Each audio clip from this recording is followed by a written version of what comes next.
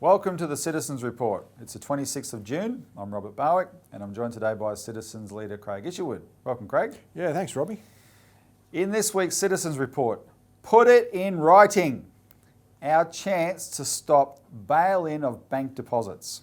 And Australia must side with Trump on China.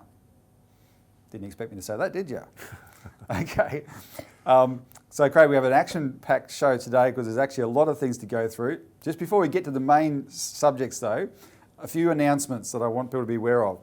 For Channel 31 viewers, this was going to be the last show ever on Channel 31, except the show's had a reprieve in Adelaide. Now we don't know about Melbourne, but it's had a reprieve in Adelaide. Rebecca Sharkey campaigned for it, so Channel 31 will go for another 12 months in Adelaide. So that's good news for them, so you can keep watching us for the time being on Channel 31 in Adelaide.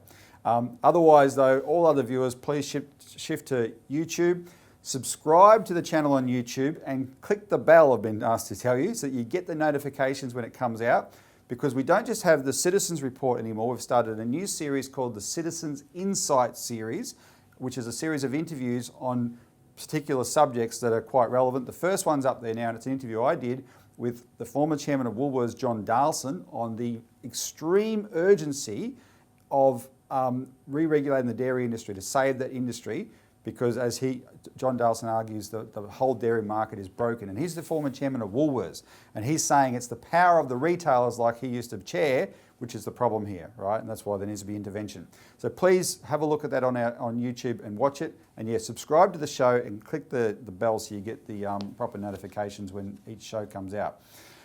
So there's a bit of good news there. One other thing before we start is, in this latest issue of our magazine, the Australian Alert Service, we are starting a resistance campaign called Keep the Change.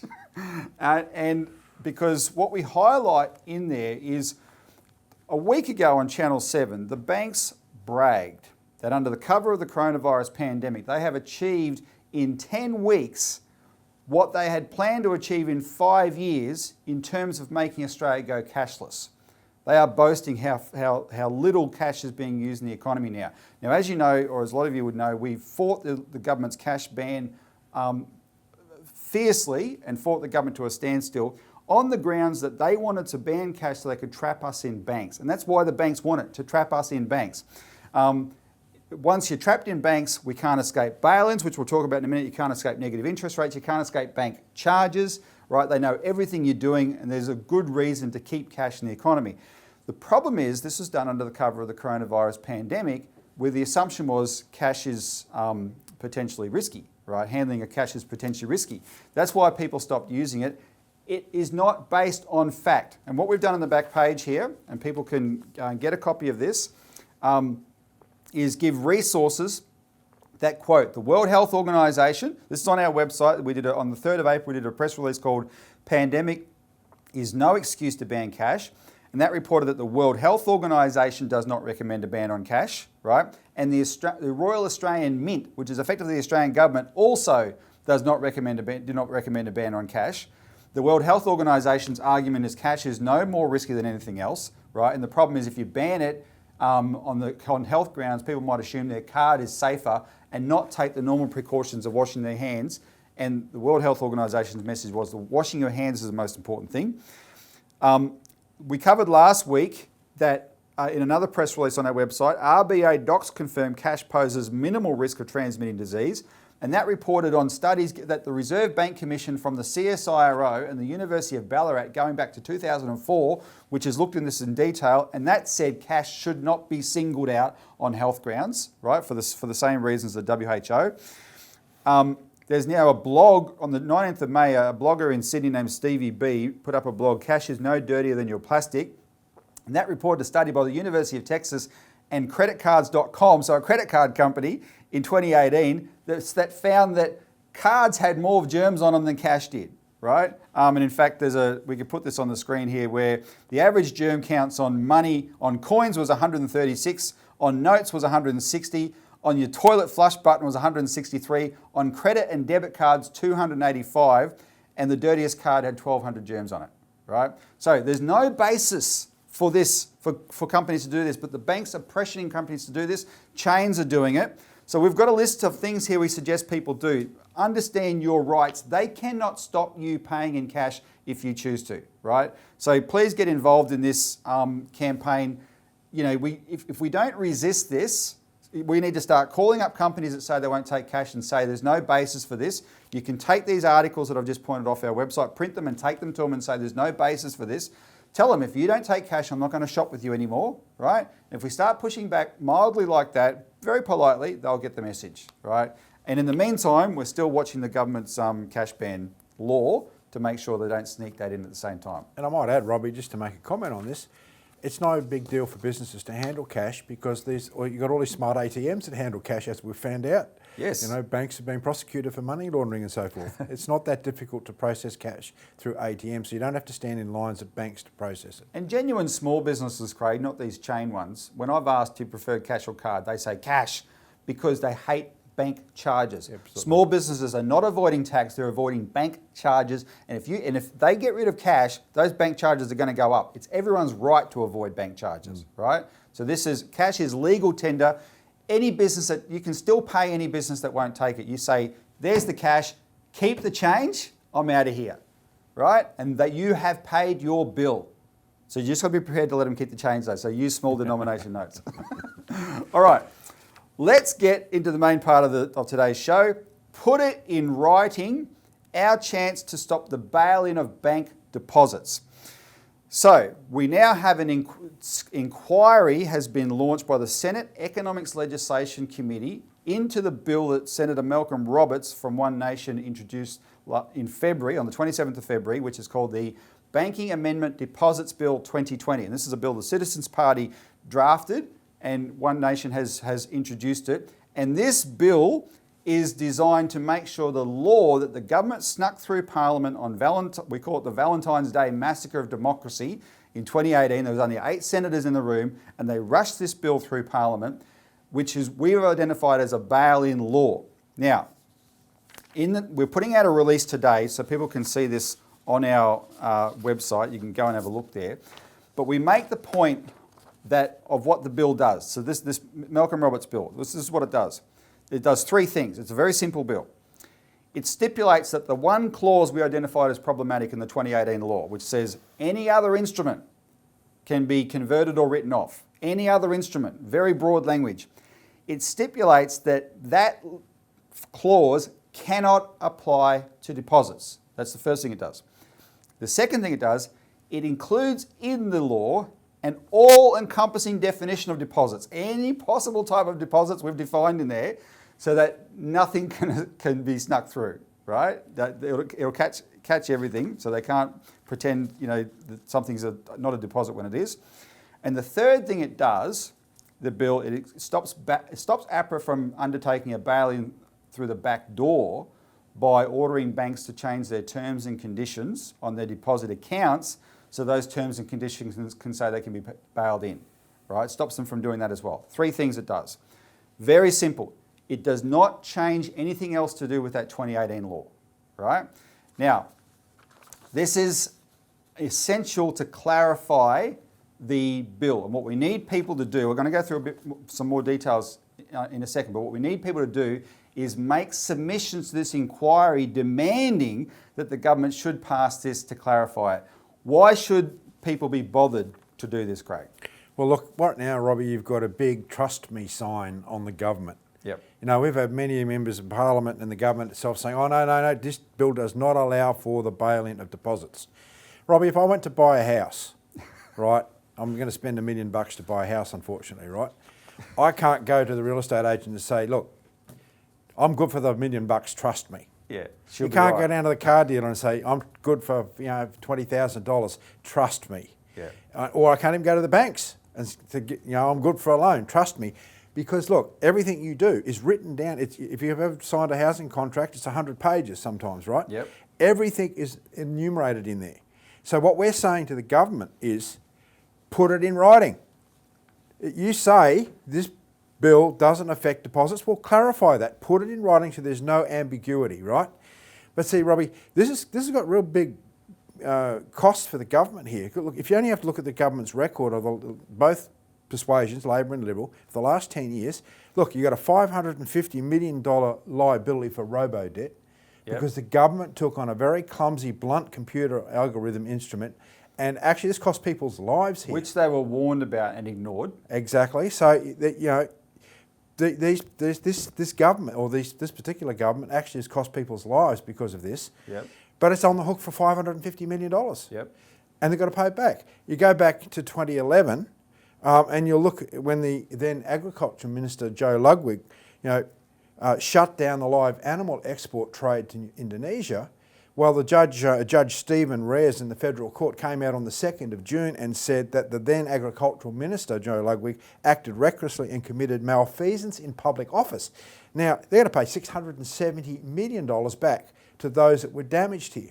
And you're saying that those would pale into insignificance compared to what they'd be up for in a class action by the Australian public if a bail-in happened that they denied would happen. Exactly, because look at the damages that would happen. You're talking about people's deposits here. Sure. The government saying, no, your deposits are safe.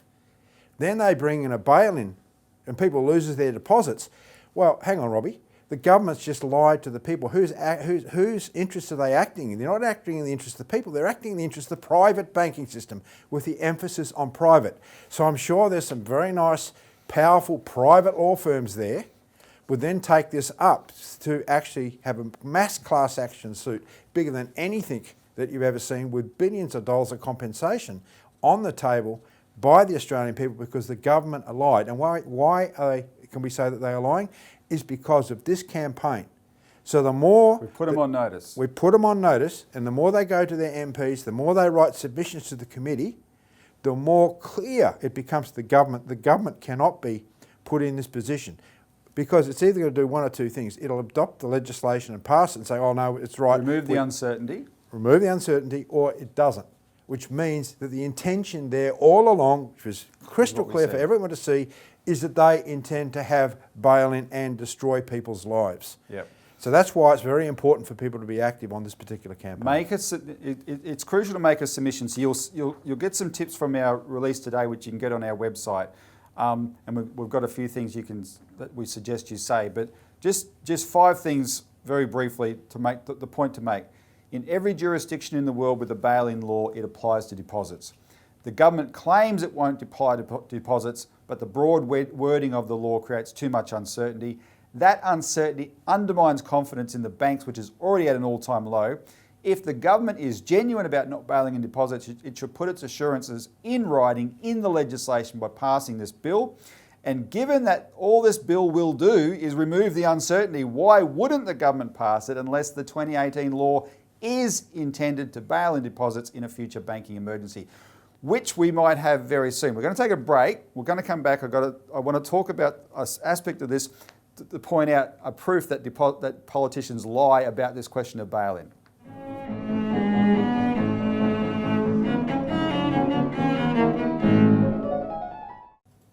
Welcome back to the Citizens Report, where we're discussing put it in writing, our chance to stop the bail-in of bank deposits. Now, today's press release that people can get off our website, Craig, is headline, Politicians Lie About Bail-in, right? Demand they pass the amendment.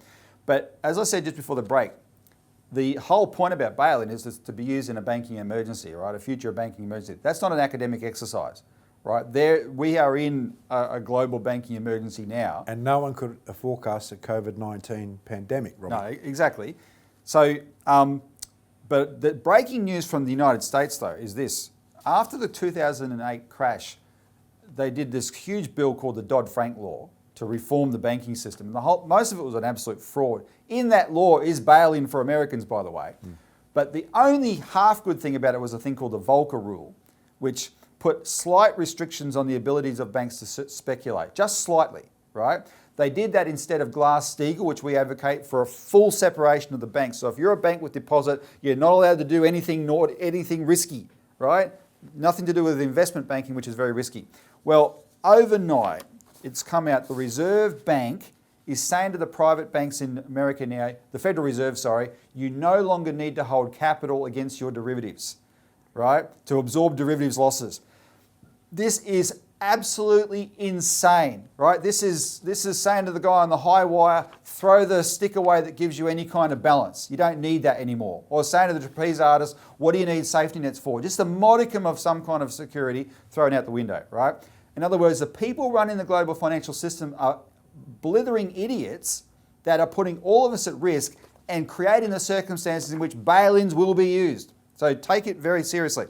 But back to why politicians lie, and we highlight the case that's just come to light of New Zealand. New Zealand has the most explicit bail-in system in the world, and they're so proud of it. They've got a great big beautiful colour graphic on their website, which you're looking at now on our screen. It's called Open Bank Resolution, and if there's two alternative paths that they show there, and the second one, the lower one, Open Bank Resolution, is bail-in, right? And what they explain there is that it will take deposits. And I'm going to read out those 4 bubbles as we go through them of the steps of open bank resolution. This is how they describe how it works. These are quotes. The bank closes temporarily and some money is frozen. 2, banks reopen under a statutory manager. Customers can access non-frozen portion of their money, which is now government guaranteed. Oh, that's nice. The little part you can access is guaranteed. Forget the frozen stuff. 3, customers have ongoing access to some money so they can still pay their bills.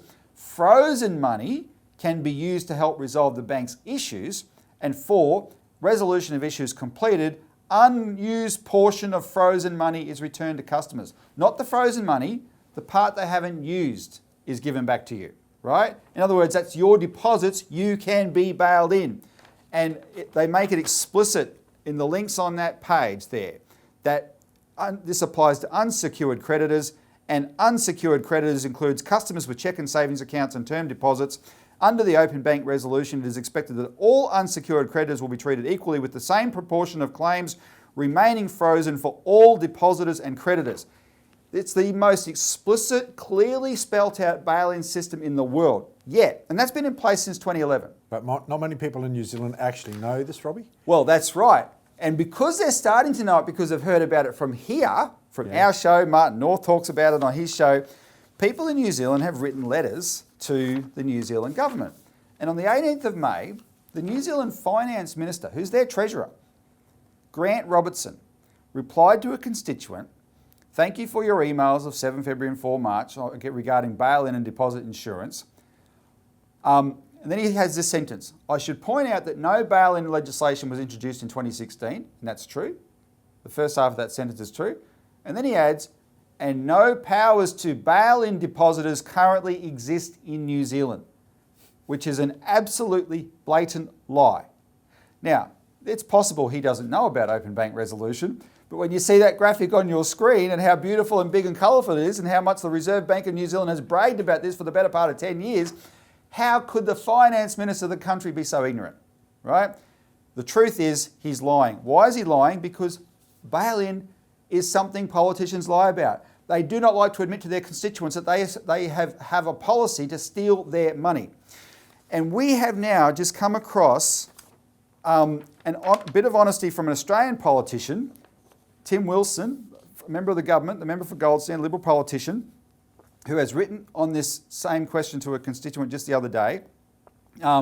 He says, "At this stage, I'm not convinced there's any risk, as if the bank requires to turn to deposits for Tier 1 capital in exchange for equity. The likelihood is the bank will be on the verge of collapse and the alternative is not equity, but nothing. That is not to make light of this."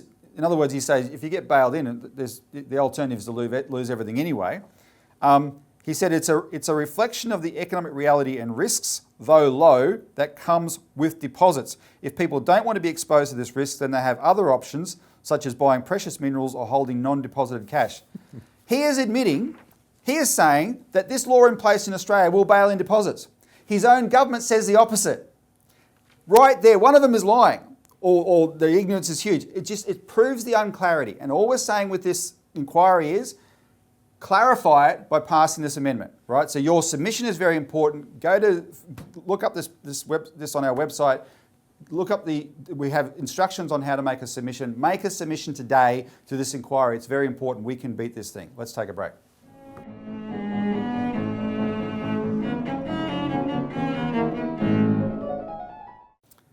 Welcome back to the Citizens Report. Now, Australia must side with Trump on China. And I don't mean side with Trump against China. I mean side with Trump on China against John Bolton. And if you followed the news at all, John Bolton is the guy with the Yosemite Sam moustache that was for a while there Trump's national security advisor. He's just written a book castigating Trump all ways to Sunday, right? Denouncing him in no uncertain terms. And of course the get Trumpers, right, or the never Trumpers, or the people who have Trump derangement syndrome, they hate Trump so much they don't care who attacks him, they side with them. This particular guy though is a bridge too far. This man is a war criminal. John Bolton is one of these neocons that I rant and rave about, who attached himself to the Trump administration to hijack him to make sure he couldn't do what he promised to do in terms of foreign policy. John Bolton was one of the plotters of the lie of weapons of mass destruction. There was a handful of them around Dick Cheney who actually deliberately made up that lie. He was one of them. He should be rotting in a cell. He's dripping in the blood of 1 million people in Iraq and other parts of the Middle East, right? And now he's attacking Trump. And he wrote a letter in the Wall Street, a section of his book was published in the Wall Street Journal, which I've got a copy of here, The Scandal of Trump's China Policy. And every single thing John Bolton attacks Trump on in this book on China is when Trump genuinely wants to make a deal that can lead to peace. This is what they hate. So when you the viewer, are buying into this anti-China stuff and you think you're on Trump's side, you're actually not. You're on the side of the people who are proving they're traitors to their own administration because they were there to sabotage it, right? We supported Trump when he got elected because he said we want to have a better relationship with Russia, and despite the rhetoric with China, with North Korea, etc. So I just want to highlight some of the things that Bolton has singled out here. On Hong Kong, when Trump was told on Hong Kong, right, he said, this is what Trump said when the protest started last year. He said, I don't want to get involved. And then he said this, we have human rights problems too. And if you're not an idiot, you would understand how profound that comment is. Because until the world starts behaving, recognising we all have problems here, or as the good Lord said, take the beam out of your own eye before you take the splinter out of someone else's, we'll always be at war. That was a very profound thing Trump said there, and Bolton's attacking him for it. On the, they wanted him to make a statement on the 30th anniversary of the Tiananmen Square massacre, not because they care about Chinese people killed. These people have bathed the world in blood for 20 years. They don't care about that. It's just a bashing China exercise. Trump didn't want to do it. He gets attacked for that. And then on the Uyghurs, Bolton is attacking Trump as if Trump has endorsed the concentration camps for Uyghurs.